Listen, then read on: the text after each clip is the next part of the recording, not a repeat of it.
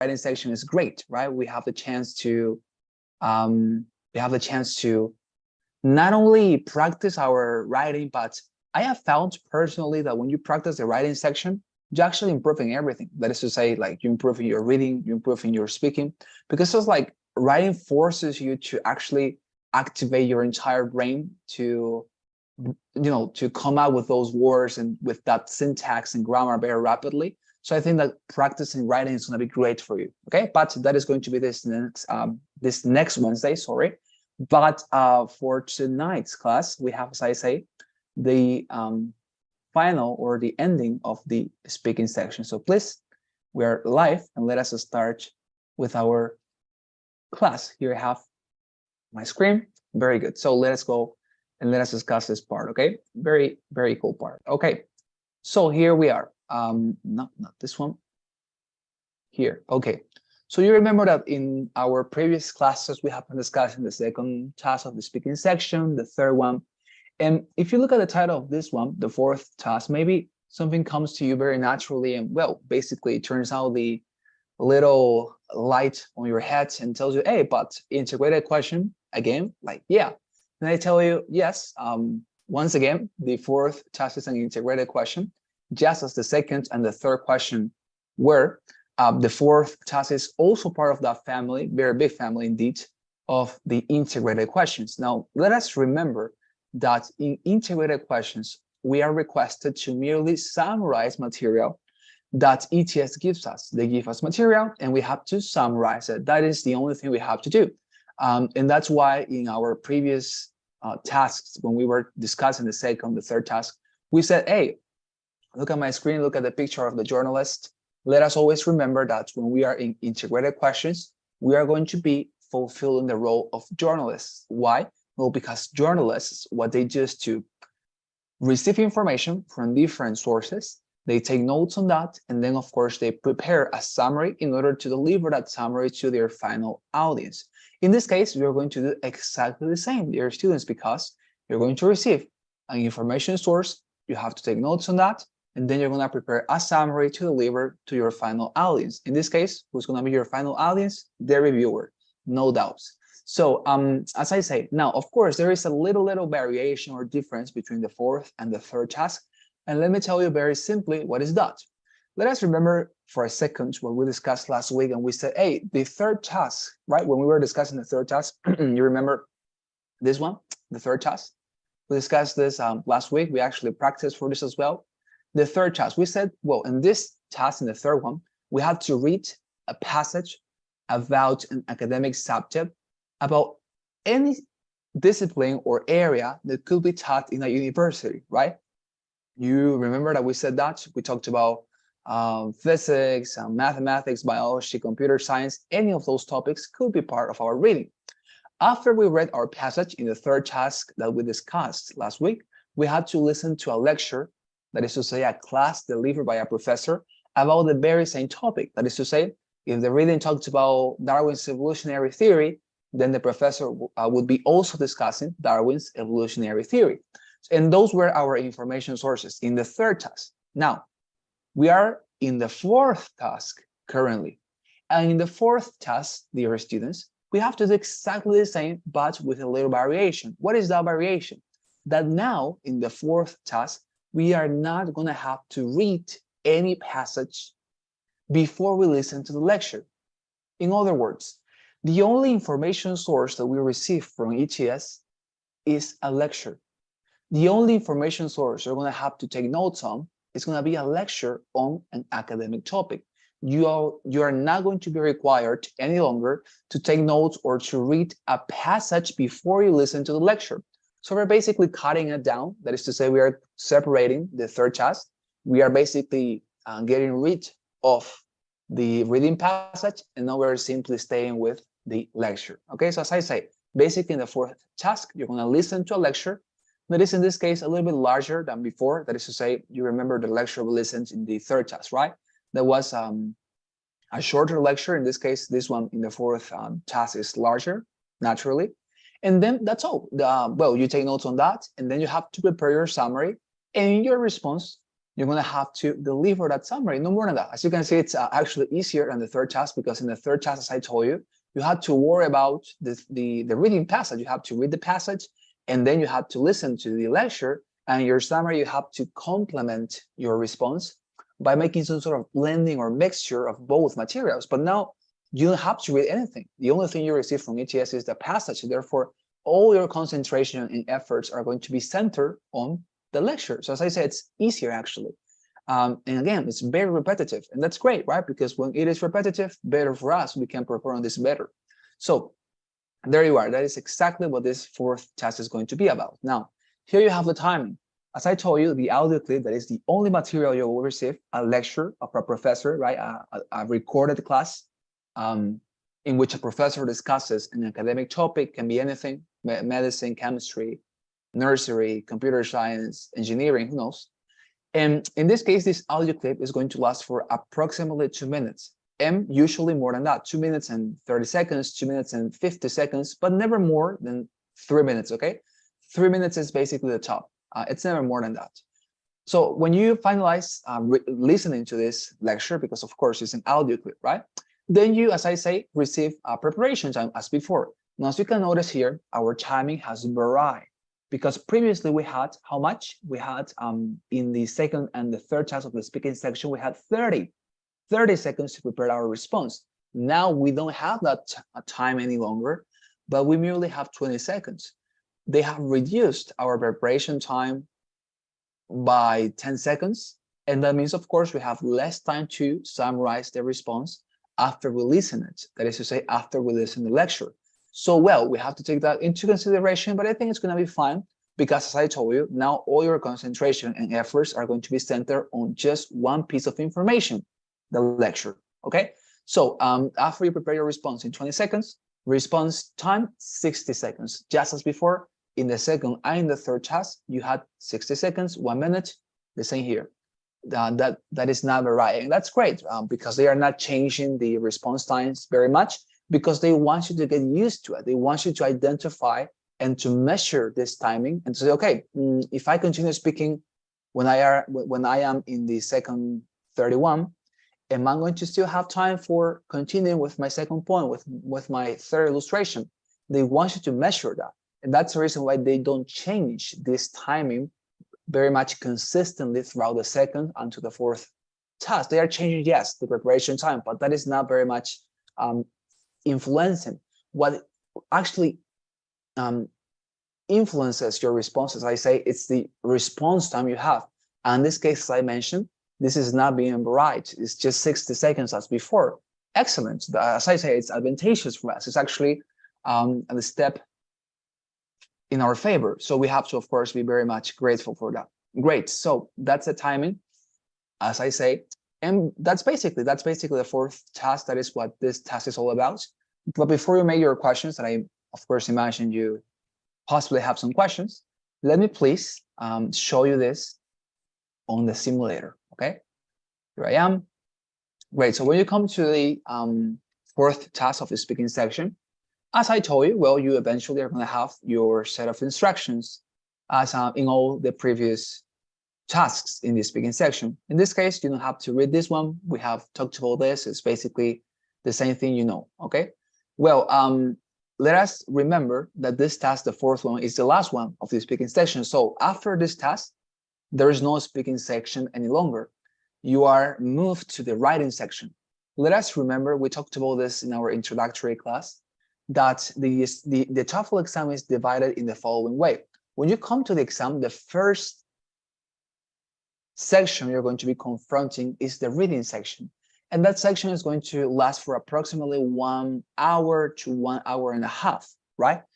Immediately after, you're going to be performing on the listening section. That is, once again, from 1 hour to 1 hour and a half, okay? So those are your first sections. When you finalize that, as I told you, you have your 10 minutes break. That is the middle of the exam, and that is the only moment in which you are actually encouraged and also permitted to go to the bathroom, drink water, read something, etc. You can do anything. When you come back from your 10 minutes break, you come back and you perform on the speaking section. As we have discussed very much previously, I actually gave you some hacks and some some let's say tips and recommendations for you to nail this. And I told you that, well, this speaking section is the shortest of all sections in the exam. And yes, indeed, because in this part of the exam, you will merely have to perform for 50 minutes. Okay, so as I told you, here you feel it, you perceive it to be very long. But trust me, when you come to the exam, you're going to be thinking about this section the whole day. But when you come to actually perform on it, it's going to be a flash. It's like this, because in the reading, in the listening, in the writing, you have a long time to perform on those tasks. And when you come to the speaking section that merely lasts for 50 minutes, it's ridiculous. But the point is, as I say, this is the section you perform right after you come back from the 50 minutes break. And that means, as I say, that of course you're going to be refreshed with all your energy. So 50 minutes. And then when you finalize the speaking section, and as I tell you, this task is the last part of the speaking section, you go to the writing section, that how much you have for performing on it, 50 minutes, okay? And well, when you finalize the writing section, of course, there's no more. That's a TOEFL exam. You receive your scores of the reading and listening section. And in 2 weeks, you're going to be receiving your final scores of the speaking and also writing section, because as we have discussed previously, they cannot give you those results immediately because, of course, in the case of the reading and the listening, they calculate your punctuation, your score, by means of artificial intelligence and basically a system they have programmed, because it's just clicking on responses. But in the speaking section and of course the writing section, they need a professional to review your responses. They hire somebody to listen to your responses, to qualify you, and the same for the writing. So that's the reason why they take from 1 to 2 weeks to come back with your responses and to return that to you. And of course, that is your final score, right? But you do receive the chance to look at your grades for the reading and also for your listening. Yeah, Juan, you have a question, please tell me. Teacher, how much time we need to wait to receive my score? Okay, yes, very good. Thank you, Juan. Yeah, as I say, it's like when you finalize the writing section, when you finalize the entire exam on that day, what they allow you to see at that very same time when you finalize is your score of the reading and the listening section. So you're going to get out of the test room knowing your punctuation of the reading and the listening section, of those two sections. Nevertheless, the speaking and the writing section, they cannot return the scores to you immediately, because as I say, they need to hire somebody, a professional, who reviews your responses and also, of course, your essays, right? They're going to write down for your writing section. Now, how much do they take in order to return those results to you? Approximately 1 week or 2 weeks at a maximum, but it's normally 1 week. Every single time I do the exam, they always return, as I say, my scores of the speaking and the writing session, of course, in conjunction with the reading and the listening too, in 1 week. But I had some friends that also took the exam, and for them, it was like 2 weeks sometimes. And I guess it's just a random process. I'm not sure how they manage that time. But normally, as I say, 1 week, at a maximum 2, but no more than that, ever. So as I say, it's just like 2 weeks at a maximum. But trust me that in 1 week, it's going to be there, available always in your Gmail, right? Because when you create your account in ETS to register on the exam, you enter an email, right? Normally a Gmail, and your responses, that is to say your final score and punctuation, is always going to arrive there, right? And if you ask for a physical copy, of course, that is going to arrive to your home as soon as they can. Yeah, is that fine, dear Juan? Yes, thank you. Okay, my pleasure. Well, there you are. Well, so as I was telling you, when you come to the 4th task of the speaking section, here we are. You see this set of instructions. You don't have to care about this. You just press next. And as I told you, the only information source, as you can see, is the lecture. You don't have to read anything, not at all. So we're not going to listen to this one because I have other examples for you to listen. But let me just show you now that, as you can see, this lasts for approximately 2 minutes, right? So as I told you in advance, you're going to listen to this lecture for approximately 2 minutes, and that's basically you, as I say, when you finalize listening to this lecture, the computer automatically takes you to the next part. That, as I told you as well, the preparation time. Here you have 20 seconds to prepare your response. there is a voice right in your headphones that tells you, well, you have analyzed the lecture. Now please start preparing your response after the beep. And there is a sound like beep, right? And when you listen to that, a chronometer appears on your screen, and then, well, it's going to go decreasing, right? 20, 19, 18, 17. And well, you have to look at that clock and, of course, to concentrate on your paper as well, to summarize everything. When that time is over, the voice once again tells you, okay, your 20 seconds are over. Now you can start delivering your response after the beep. Beep, once again, and well, 60 seconds this time, because as I told you, how much time you have for responding? 60 seconds, 1 minute, 60 seconds on your screen. And well, you have to start speaking, looking at the clock, of course, in order to make sure that you don't exceed the time.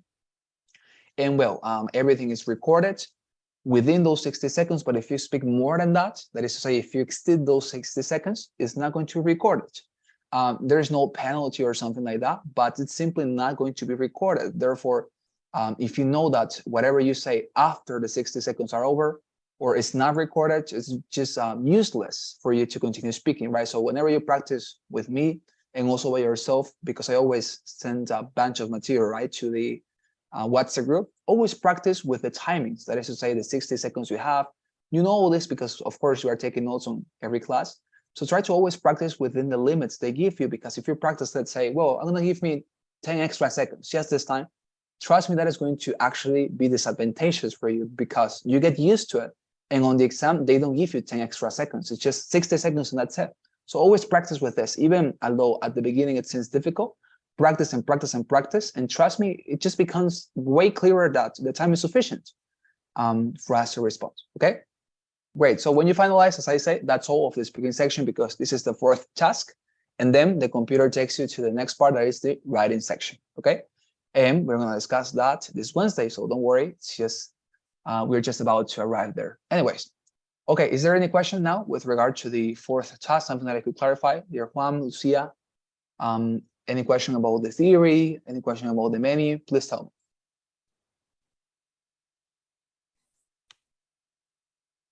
No question.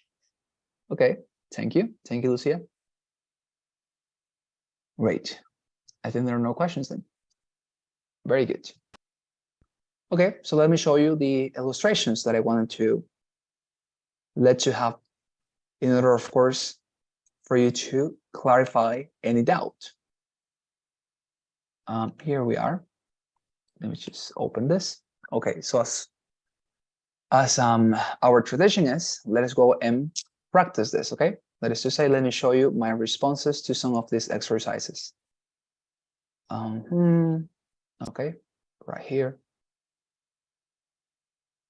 All right. Here we are. Okay. We're ready. So we're going to listen together to a lecture and try to take notes, okay? Always get used to it. Take your notes, and then we're going to listen to my response to this lecture, okay? Let us start listening now. Now listen to part of a lecture from an economics class. Today we're going to talk about a microeconomic concept referred to as opportunity cost. This concept speaks about the potential loss or gain from potential alternatives when one choice or course of action is taken over others. In its simplest form, the opportunity cost is the loss of the benefit that would have been enjoyed had a particular choice not been taken. This feeds back into the concept of scarcity that we discussed in the previous class. The idea that resources, such as time or money, are finite, and therefore choosing one thing often means not choosing something else. All of you guys are familiar with this concept. It applies to our daily lives as well. When we're selecting a movie to watch, say, the opportunity cost is whatever else we could have done during those 2 hours. As students, many of you could have used those 2 hours to do further study for your exams, say, or worked a couple of hours at a shop. You could even have watched another movie. I'm sure all of you have watched films before and thought, what a stinker. So, how does this relate to business? Well, businesses have 2 types of costs: explicit costs and implicit costs. Let's imagine, for instance, that a company needs to buy $200 of office supplies and sends one of its workers out to procure them. The explicit cost is the $200 for the office supplies. The implicit cost is the money the company paid the employee while he was performing that task. The company would have had to pay that employee whether he purchased those supplies or not, but he would have been doing an alternative task instead. Therefore, this activity has implicit costs of both time and money. What could the employee have achieved instead during the time he spent at Staples buying ink cartridges? Whatever that might have been is therefore the opportunity cost. I always enjoy this British accent, I love it. I actually speak British English, but I never use it with you because I know for some people it's quite difficult to understand that accent, right? Anyways, what I was trying to say is that if you notice this lecture is larger than the ones we had previously, nevertheless, it's actually the same type of complexity, I would say. I don't consider this to be harder or a bit more complicated or something. I just guess it's exactly the same. But, well, as I say, it's just 1 minute more extensive, approximately. Well, anyways, so after you listen to this, you have 20 seconds. Remember, not 30, 20. In the fourth task, you have 20 seconds in order for you to prepare your response. And then you have 60 to deliver it. So please, let us listen to my response for this particular question. And let us remember that my only task and your only task in the fourth task is to summarize this lecture. I'm not going to add my opinion. I'm not going to add any type of external information or knowledge I may have on the subject. No, I'm just summarizing, resumiendo, summarizing what I have listened in this case, okay? Very good, so let me show you my response. And by the way, of course, I have a template for you, as I had also for the first, second, and third task, but I just want to show you this before I let you have the template. So try to identify, as I always ask you, the template I'm using. That is always very similar because, as I said, all these questions are very repetitive. Okay, so let's listen. In this lecture, we've been presented to the fascinating topic of opportunity cost, that is the value of every good when compared to what could have been done with the same good alternatively. Now, the professor gives an example of the real world when he says that if his students watch a 2-hour movie, what they could have done with the same amount of time would be their opportunity cost. They could have watched another movie or they could have done their assignments. Moving this into the business world, the professor says that companies have two types of costs, that is to say, the explicit ones and the implicit ones. If a company requires its employee to go and get a $300 supply, those $300 would be the explicit cost, but those $200 that the company may pay its employee to go and get them would be the implicit ones. And this would be also opportunity cost because they have to consider what that is a specific employee could have done for the same amount of money. Great. Well, exactly 1 minute. Great. So as you can see, my only task was to summarize the lecture as I listened it. Okay. Now, please let us go with one more illustration before I comment on the template I'm using, and of course, to discuss other considerations that I think are very much useful for you. Okay, here we have the second illustration. Let us listen to this new lecture, and if you can, please take your notes, okay? Let's go. Let's continue our discussion of animal adaptations by talking about special features that make it possible for certain fish to survive in the deepest part of the ocean, a place where almost no light reaches. Specifically, I'm going to talk about two very different features. All right, to start with, some deep-sea fish have large tube-shaped eyes that always point upwards. One such species is known as the spookfish. These fish live thousands of meters below the surface of the ocean in almost total darkness. However, since their unique eyes point upward at all times, they have the ability to spot the faint outlines of fish swimming above them in parts of the ocean where a little light can reach. Once they spot such fish, they quickly swim upwards and eat them. I should also mention that their eyes are really huge, so they are able to detect even extremely tiny fish passing above. Next up is a type of fish that is able to create its own light. The lanternfish has a series of tiny organs throughout its body that give off light thanks to a chemical process called bioluminescence. Actually, this is the same chemical reaction that many different sea and land animals use to produce light. Anyways, the lanternfish can make itself bright enough to attract the attention of other fish in its surrounding area. If these fish are small enough, they become prey for the lanternfish. This makes it a very efficient hunter, despite the darkness of its natural environment. Interestingly, they can even use this special light to protect themselves from other organisms by matching the intensity of light coming from above. This makes it much harder for potential predators to spot them from below.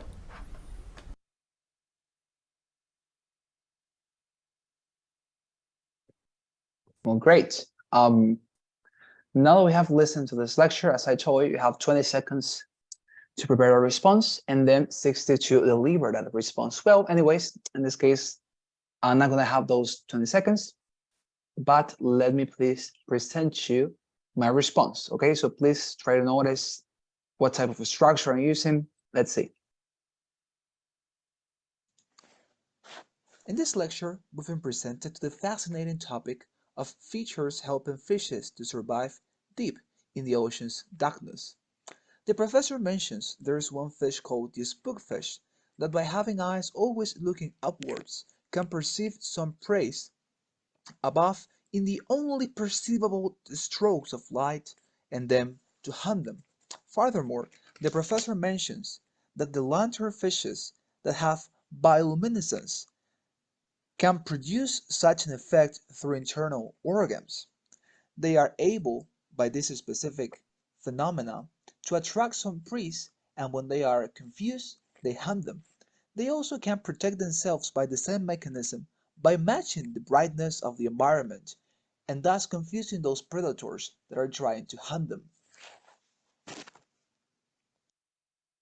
Okay, great. Well, awesome. So well, before I show you the structure that I have here, by the way, it's here. I want you to notice something. Notice that in both illustrations I show you, the lectures themselves were following a pattern.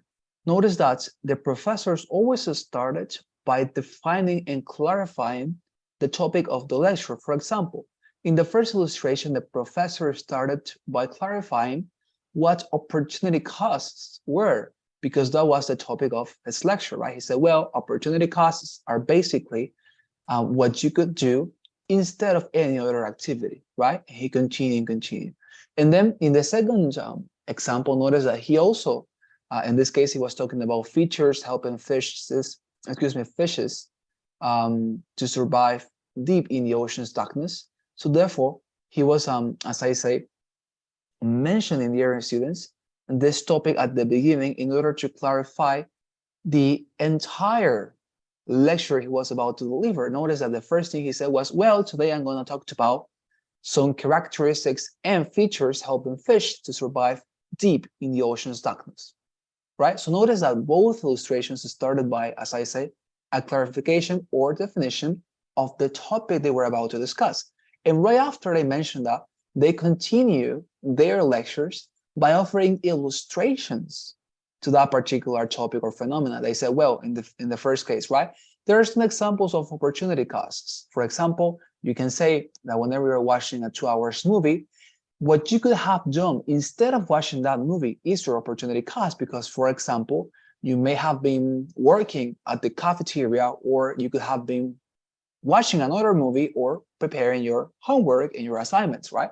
As you can see, the professor starts to give illustrations, and it's exactly the same case for the second illustration. The professor starts to deliver some illustrations, right, of these mechanisms. He says, well, for example, we have this spookfish that, because of very, very wide and let's say enormous eyes, manages to see and to look upwards, and thus, of course, to hunt those animals living in the surface of the ocean darkness, right? Something like that. And he also talks about the lanternfish that, by this process of bioluminescence, manages to somehow turn on chemical lights in its own body. Great. He gives examples. And trust me, dear students, we're going to practice this tomorrow. You're going to notice this pattern every single time. Like lectures are always like that. They start with the definition or clarification of the topic, and they continue with illustrations. Therefore, that is very important for you to know, considering this structure that we have here. If you notice in all my responses, and by the way, this structure also has 4 steps, as we have had in the previous structures and templates. In the first step, we have, once again, an introductory sentence, right? In this case, I always started my responses by saying, in this lecture, we've been presented to the fascinating topic of, right? And notice that here I'm using fascinating because, well, I consider that we are trying to look like students who are very much open-minded to the reviewer as well, because certainly there are some human factors that as well intervene in the reviewer's reaction to our responses. So better if we manage to show him or her that we are people who are disposed to listen this type of material, right? And we're not, let's say, reluctant to the topic we have listened. So, well, and anyways, you can always alter and change this introductory phrase if you don't like it, or if you think that you can actually proportion or render something even more scholarly or more professional, if you can think about it, okay? So the point is that after I mentioned this introductory phrase, I, as I say, summarize the clarification or definition that the professor gave of the main idea or topic of his lecture. For example, in this lecture, we've been presented to the fascinating topic of opportunity costs that are whatever else we could do instead of the activity we have decided to perform, right? Something like that. As I always tell you, very concise, very succinct, nothing very extensive, it's not useful to repeat and repeat and repeat the same idea in different ways. That is called tautology, right? In literature, when you repeat and repeat and repeat the exact same idea with different words, that is something that you should not do. Don't use tautology. Just say a very, very precise idea with a very concise and succinct manner, okay?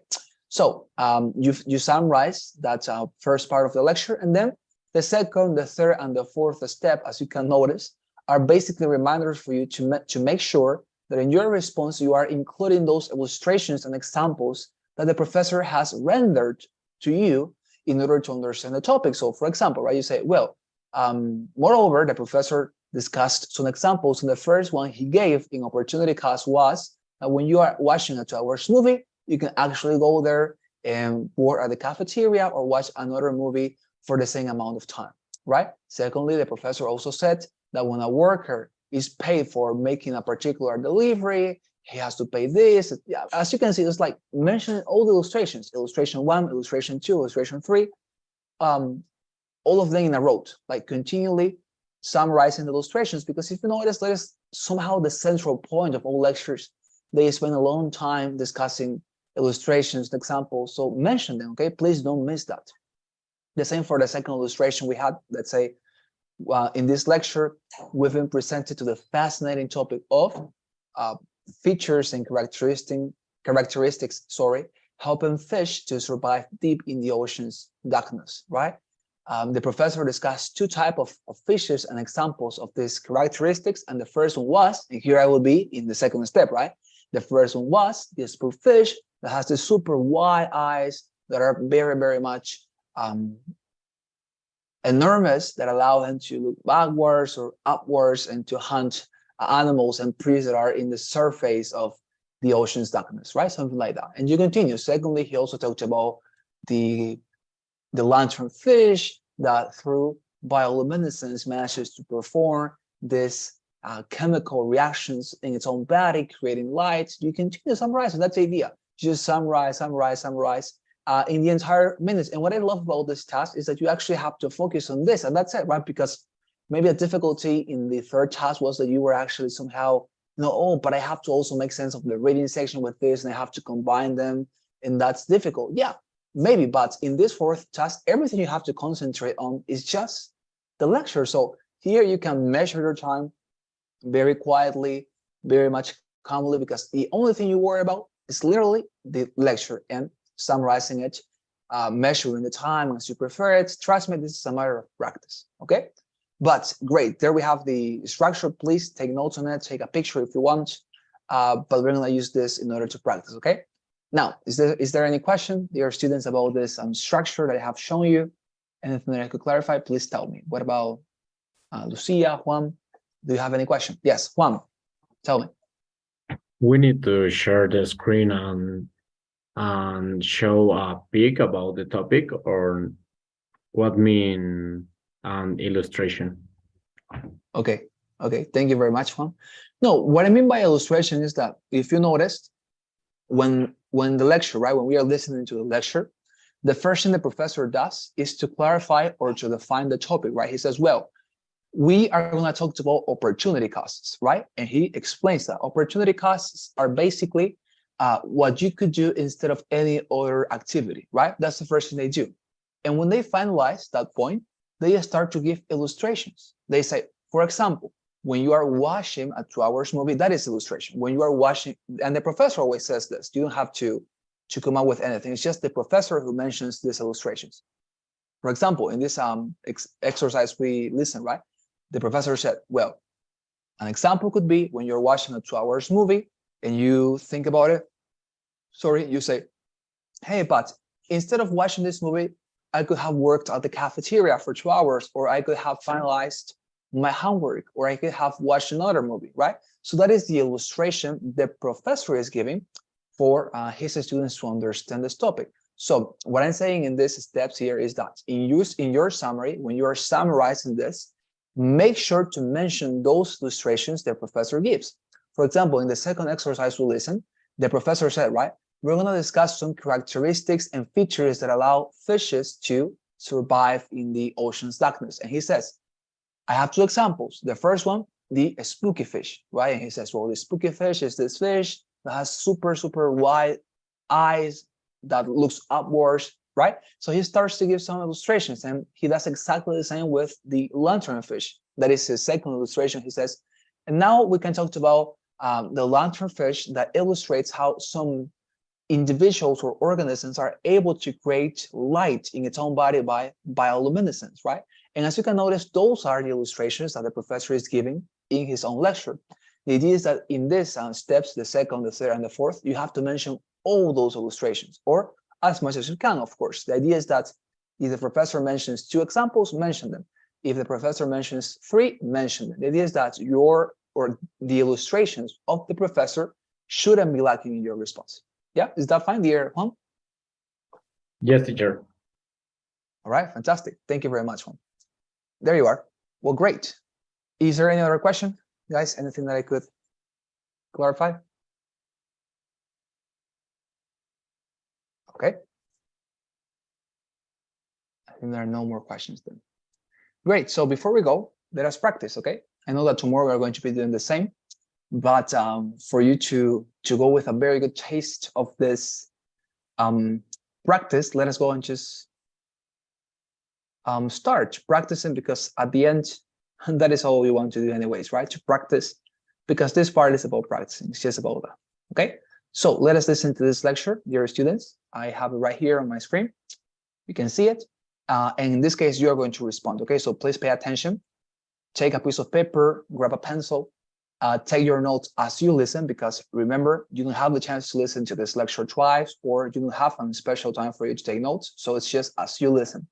Take your piece of paper, take your notes, and start, of course, as I say, writing your notes as you listen, okay? And then I'm going to listen to you one by one. So please, let us start listening now. All right. Now that you all have microscopes at your tables, I want to explain how they work and how to use them. First of all, you should know that they are compound microscopes, so they can magnify objects up to 1,000 times their size. These microscopes have 2 systems, an illuminating system and an imaging system. You'll see that the illuminating system has a light source built in, and you can control it by adjusting the lever on the side. Why is this important? Well, the specimen must be pretty thin, or let's say transparent enough to let light pass through it. So the light source controls the amount of light that passes through the specimen. Okay, the other system provides magnification. Use this lever to switch powers. So when you switch to a higher power, you see a larger image. And when you switch to a lower power, you see a smaller image. But I should remind you that the field of view is smaller at a higher power. In other words, at a higher magnification, you see a larger image of a smaller area. Okay, so what about the focus? Well, these microscopes are parfocal, and that means you usually don't have to refocus when you switch to a higher or lower power of magnification. But there are two adjustment knobs, the larger one for coarse adjustment and the smaller one for fine adjustment, just in case. Using the main points and examples from the talk, describe the two major systems of the laboratory microscope, and then explain how to use it. Okay, there you are. Oh, great. So now it's your time to perform on the fourth task of the speaking section. And let me please enable here my chronometer. Oh, sorry, not WhatsApp. Let me enable my chronometer I was mentioning. And then you're going to have a chance to, of course, where am I? You're going to have the chance to respond, okay? Here. Okay, well, so you guys have 20 seconds in order to prepare your responses, and then you're going to have 1 minute in order to deliver those responses. So please, you can start preparing your response for this question now.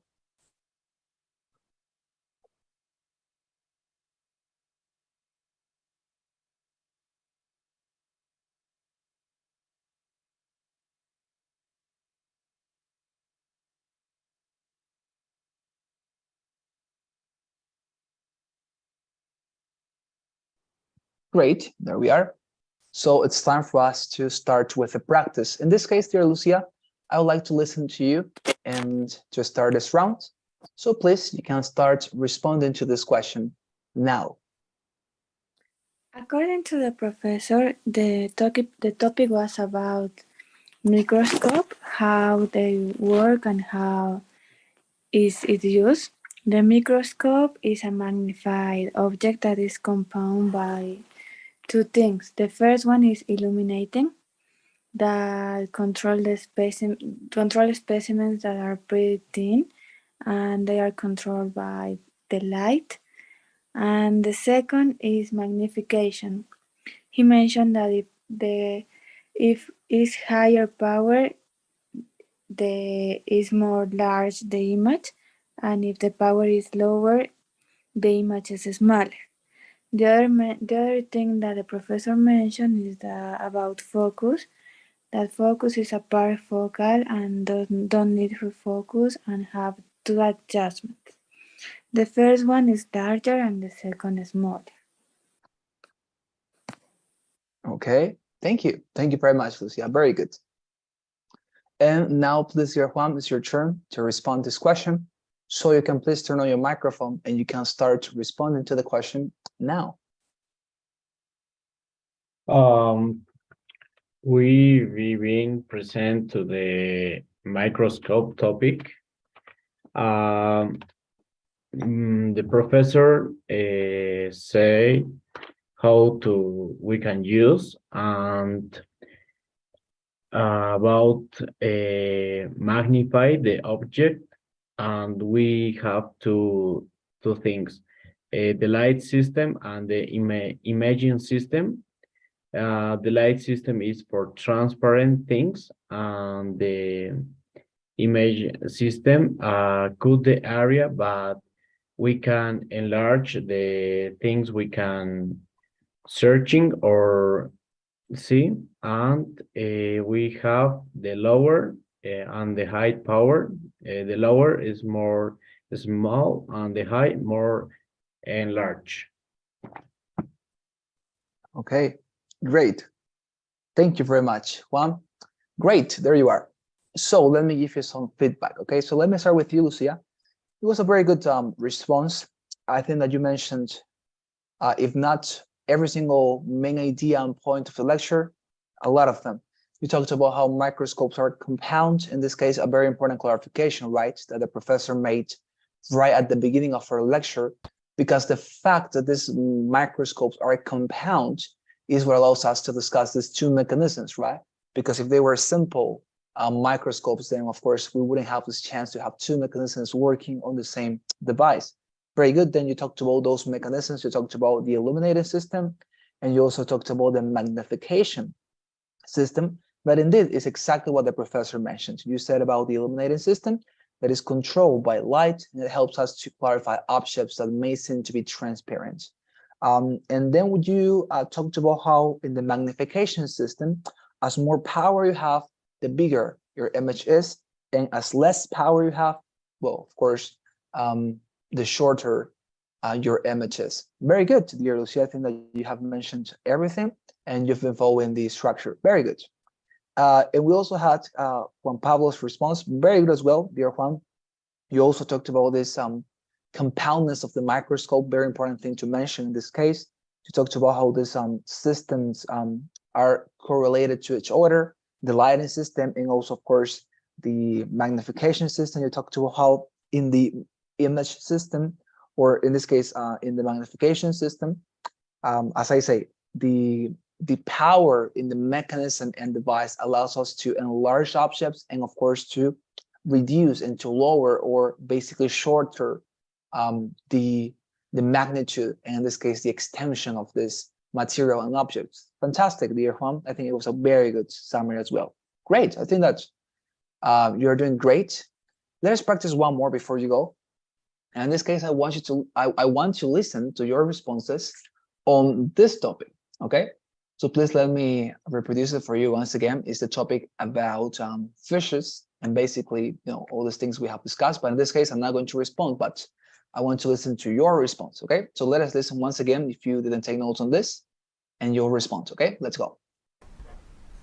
Let's continue our discussion of animal adaptations by talking about special features that make it possible for certain fish to survive in the deepest part of the ocean, a place where almost no light reaches.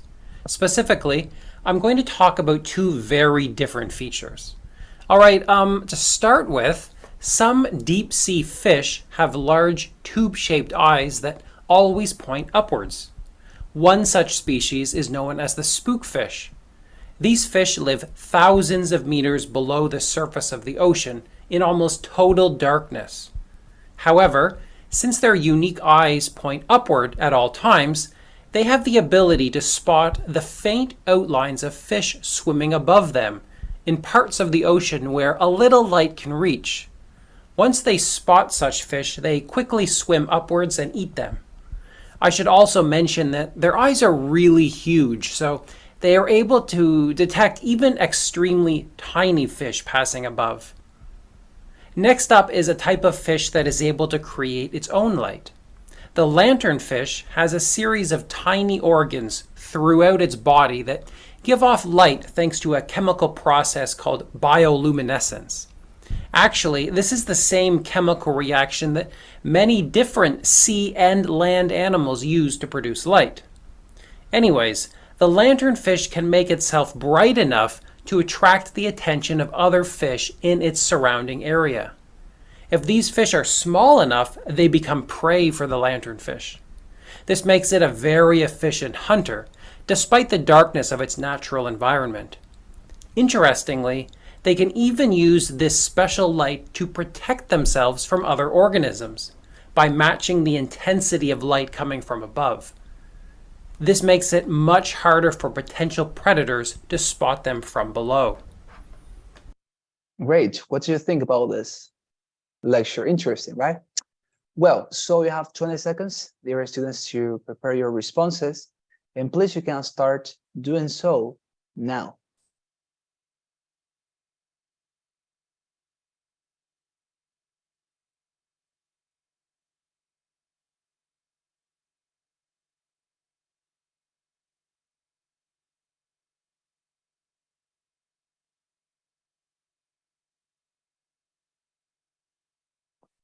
Okay, please, here, Juan, I would like to have you as my first student to respond this round. So you can please start responding to this question. now. We've been present to the fantastic topic about animal adaptation and protect them himself. The professor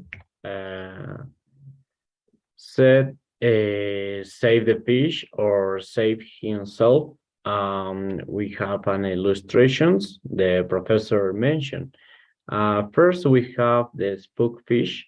It's a white fish, totally white in the total darkness, and we have many small fishes and voluminous fishes can be to protect it, and the other are the light fishes, and interesting can be protect about the predators.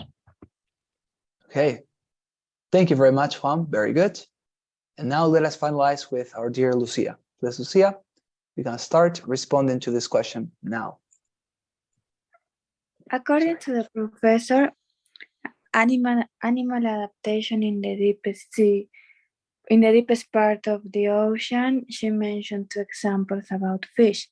The first one are deep sea fish that have large eggs, and they can live thousands meters below the surface, and they have the ability to swim and eat by his huge eyes. So thanks to that, these fish can detect tiny fish. The other example she mentioned are fishes that create their own light. They had an organism that is called bioluminescence.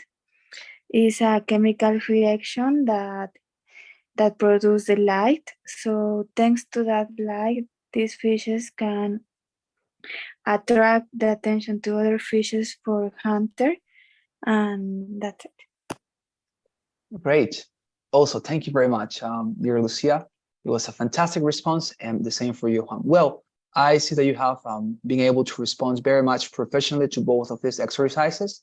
And well, I just want to continue listening and, of course, evaluating your responses tomorrow. So please don't miss tomorrow's class. It's going to be entirely practical, and I know that it's going to help to, of course, polish any detail and any part that we have to perfect for this section, but pretty much excellent until this point. Very good, dear Lucia, and very good, dear Juan. Okay, great. So we're going to stop here our class, and I'm going to take your assistance, so please don't leave me.